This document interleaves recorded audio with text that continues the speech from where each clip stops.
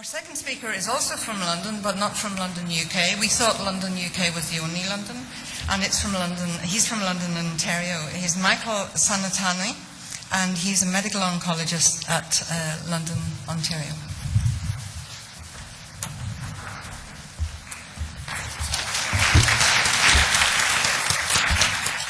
So first, I'd like to apologize for my laryngitis voice. I hope you understand me. On the positive side, I'll guarantee I won't go over time. So I'd like to thank the organizers for inviting me to talk about one of my favorite topics. I think your schedule says optimizing patient lifestyle. This slide here says symptom control. Another term we've heard today a lot is quality of life. So what exactly is quality of life? The World Health Organization, as usual, has a definition. A little bit on the cumbersome side there. Perception by individuals of their position in life in the context of the culture and values, etc. But this term shows up in many different papers of various subjects. I have the most important prostate cancer literature there from a few years back. That kind of resulted in the approval of mitoxantrone, which is an important prostate cancer drug, just on the basis of improved quality of life. The most simple definition I've found of quality of life is it's what the patient says, or what you say that quality of life is. This is a recent issue of the Journal of Clinical Oncology. Their term is patient-reported outcomes. Just to review our objectives here, I'll briefly discuss the term quality of life a little bit more. Then talk about how we can assess your quality of life, how we can ask you these important questions, and finally talk a little bit about the management of the most important concerns in regards to your quality of life. Question? Okay, I'll try. So traditionally, in medical teaching at least, there's been a division into subjective and objective. Yeah, that might help too. In medical school, we learn about symptoms versus signs. Symptoms are, by definition, subjective. Signs, something the doctor measures, like blood pressure, are objective. In clinical trials, that gets translated into patient-reported outcomes versus what the physician measures. And the underlying thought there is, what's most important, quality of life, subjective, or survival, the hard endpoints? These are some ads I've picked up in recent journals, trying to make them blanks for legal reasons. But anyways, this fellow here is he's obviously got cancer, but his most important thing for him is the future. He's looking through his hands, he's got a goal. I'm not sure what it is, but as he says, it's all about survival. And his perspective is the future. You don't want to talk to him much because you bother him in his concentration. This fellow, on the other hand, he's quite comfortable. You can talk to this chap. He might even want to talk to you. He's going for a walk. I don't think he cares so much how long his walk is going to be or what time it is. He's there with his dog. So those are the two extremes. One can focus entirely on the moment, on symptoms, or one can focus exactly on outcomes, survival, etc. And to me, my definition of quality of life encompasses both. As individual, it's what's most important to you. To some of you, living long might be the most important thing affecting your current quality of life. For others, you don't care as much about the future, it's how you feel right now. So when we approach a patient, we have to ask, what are the challenges to quality of life? I'm going to skip a little quick here in the interest of time. So, how do we assess quality of life in your endocrine patients, and how do we ask you in the best way? Two examples I've come across. One is called the PsyQual-DW. It's a schedule for the evaluation of individual quality of life, direct weighting. A little bit long title, but the point here is it's not a pre-made questionnaire. It starts with a blank piece of paper. You ask the question, what are the most important areas of your life right now? Name the top 5. Then ask, in each of those 5 areas, how well are you doing right now? For example, if they say family is the most important thing, well, on the family side of things, how are you doing right now? And that can be compared over time. This is not specifically developed for neuroendocrine tumors, but I think is probably very adaptable to this population.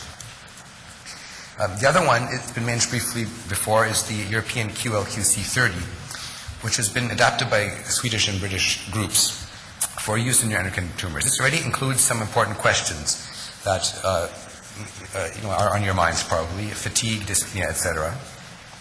In Sweden, Larsson et al. Surveyed 36 of their patients and found that fatigue and diarrhea, as you probably could have easily guessed, but as fatigue and diarrhea are the most prevalent concerns affecting neuroendocrine patients.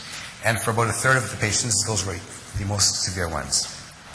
and of course worrying about progression, the most, the future again coming in here. Davies kind of took a bit of a different tack. They did literature search, looked for issues that came up in published papers. What if patients reported that concerns them? Interviewed their own staff, and developed this GI-NET 21. I hope you can read this. Probably cannot. But anyways, what this is a list of the most important issues that came up. The top 3 there are flushing, satisfaction of care, recurrence disease, and then tummy pain, I guess abdominal pain that refers to. And then how that is rated. And this gets switched then into a questionnaire. For example, question 31 here says, did you have hot flushes? And then the patient, or you circle the number, and this is kind of a baseline record that would be part of the patient's chart. It can be followed in the future. And all these fancy therapies we've talked about today, symptom control is an important part, and documenting these kind of detailed parts is just as important as measuring the tumor in my mind. I think other speakers have mentioned that as well. So that's that part of the talk. And the second part, what do we do about this? Fatigue is not a unique neuroendocrine symptom, and we don't quite understand why it is either, but it's different from just being tired. I mean, as someone who doesn't have cancer, I think has a hard time feeling this symptom. You sleep all night apparently, and you wake up and you're just as tired as when you went to bed. It's not the same as just being tired, it's fatigue. We've tried stimulants like modafinil, Ritalin, steroids, nutrition. There's a good program out of McGill that tries that. The current research direction is exercise. You have to fight fatigue to some degree to make it better. Don't sort of go and tire yourself out, but don't just crawl into bed either. It is some happy medium. And many cancer centers, including ours in London, are trying to develop an exercise program to build up muscle strength and fight fatigue. And that, I think, is the way of the future here. Second, diarrhea. I mean, we all know about diarrhea, mostly in the carcinoid subtype of neuroendocrine tumors. A quick case presentation here. So Mr. GF, he's 55. He's started on long-acting octreotide, but he comes back to clinic and he's worse. Diarrhea is worse, more bloating. He thinks it's because of the drug that I started. And his last urinary 5-HI is 153 in Canadian units. Normal is up to 46, so it's high. Quick interlude here. The diarrhea can have various causes in neuroendocrine patients, not just, it's not always carcinoid. It could be a C. diff infection, it could be viral, it could be something you ate.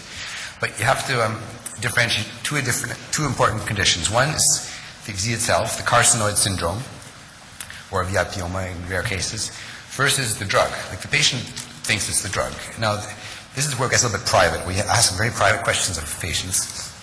For example, do their stools float or not? That may seem like a kind of an intimate question, but it's very important because carcinoid stools don't tend to float, whereas the diarrhea ones, due to the gases and so on, tend to float, hard to flush. Both are non-bloody. Both have some flatulence. One is more than the other. Just before lunch, so I won't go on much here, but the treatment is very different. The carcinoid tumor one, you need to treat with more somatostatin analog or treat the disease. The diarrhea, you treat with enzyme replacement to help the pancreas digest the food that is not being digested because the pancreas is not working properly as a consequence of the octreotide. So with him, we gave him codezyme. He got a little bit better. But then we tried actually increasing the somatostatin as well, and that had a much bigger effect.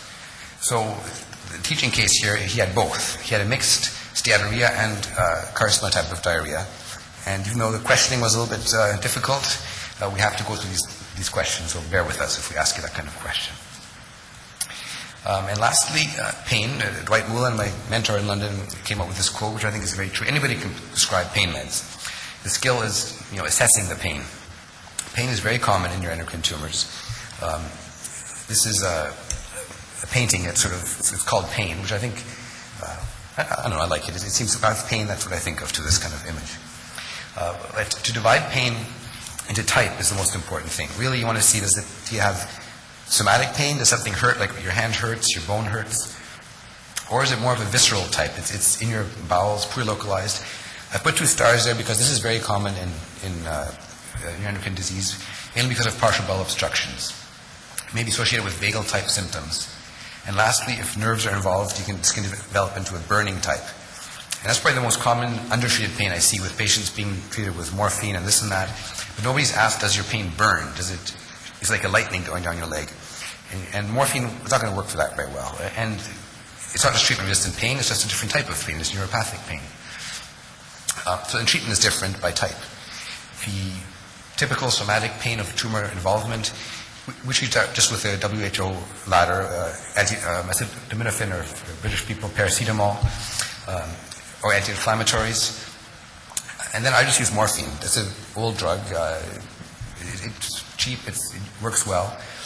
Once we have a stable dose on morphine, I tend to convert to fentanyl patch, simply because it has the least incidence of constipation and it's just easier on the gut and doesn't worsen the partial bowel obstruction so much, which we already have probably. Visceral pain, if the patient has, or if you have recurrent episodes of small bowel obstruction, treating the pain, fair enough, fentanyl patch, what have you, proper diet. But this is really a role for surgeons. You want an experienced endocrine surgeon who, is not afraid of going in there and taking out a large amount of fibrosis, bypassing, even in the face of a lot of tumor bulk. That wouldn't make a lot of sense in someone, say, had lung cancer or breast cancer in their abdomen, but in your endocrine cancers, it does make sense. So sometimes you have to go a little bit against the establishment there and push for surgery in scenarios where otherwise it may not be so useful. And then finally, there are just the side effects. The neuropathic pain, if it's burning, if it's lancinating, these are the Canadian guidelines. I presume the European ones are probably quite similar. We start with a tricyclic antidepressant like nortriptyline, diazepamine, amitriptyline. Gradually titrate that up over about 2 or 3 weeks. That's how long it takes to treat neuropathic pain. It doesn't just get better overnight. Gabapentin is another drug we often use. They're pretty well equivalent in terms of number needed to treat and treatment effectiveness. You can combine the two. If that doesn't work, you still have burning after about a month of treatment. You can try topical lidocaine or things like Effexor. And lastly, things like tramadol or Tramacet, which are opioids that do have some NMDA receptor. And then fourth line agents, that's more experimental really. Things like cannabinoids and methadone, which requires a special license to give. But most patients are easily treated with the first 2 steps of this algorithm. It all boils down to assessing what kind of pain is causing the problem. And this kind of sums up again the quality of life, that we're not treating just numbers, we're treating you, and hopefully we're making your lives better. Thank you.